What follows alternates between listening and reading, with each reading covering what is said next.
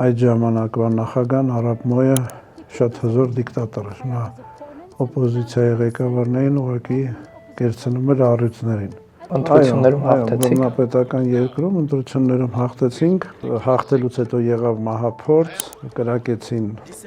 այդ Շարասյան վրա, Մոհայկի բակի նույնիսկ առաջին ինագուրացիային եկել էր այդ սայլակով ոտ ձեռ ջարդած։ Դրանից հետո եղավ հեղաշրջումներ, առաջի հեղաշրջումը եղավ, քանի որ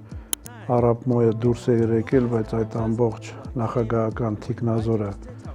նույն ցեղից էին, ստեղծվեց հատուկ ջոկատ QRU Quick Response Unit ազատ արձագանքման գումարտակ, հետո իհարկե դարավ Force, հետո ստեղծվեց հականարկոտիկը Քենիայի DA-ը, որը որ սկզբից ստեղծվեց մեր գումարներով, եւ նույնպես ես դարձա այդ հականարկոտիկսի ղեկավարը։